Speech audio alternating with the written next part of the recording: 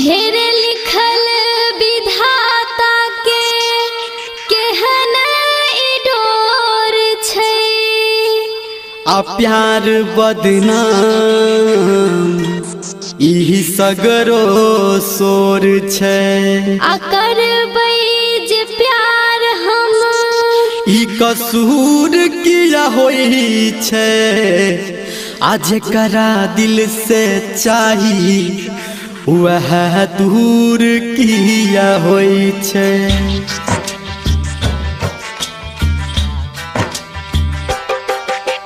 DJ Manish Raxaul मां Gayatri recording studio.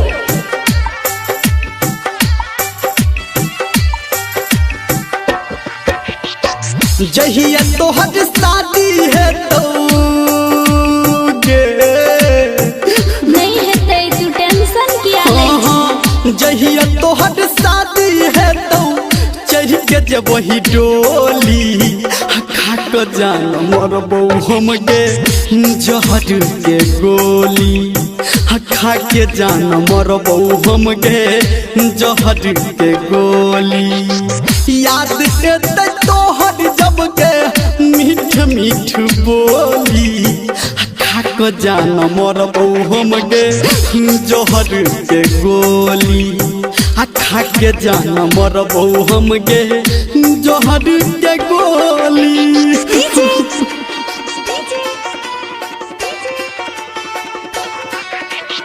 Manish Raxaul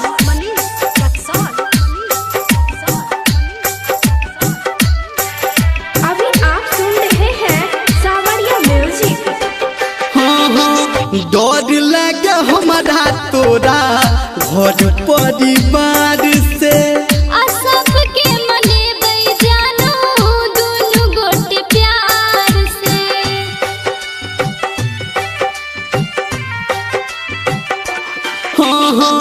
डर लगे हमारा तोरा घर परिवार से आ सबके मनेबै जानो दुनु गोटे प्यार से।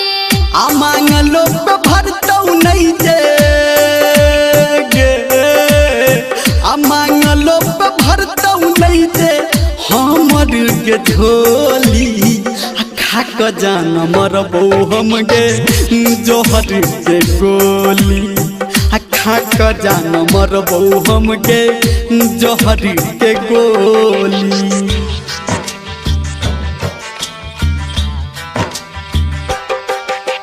डीजे मनीष रक्सौल अभी आप सुन रहे हैं धर्मेंद्र निर्मलिया को। तोरा से बिछड़ के हम तो जीवो नहीं चैन से आ तू कर न किछो हम मर जेबो आइन से।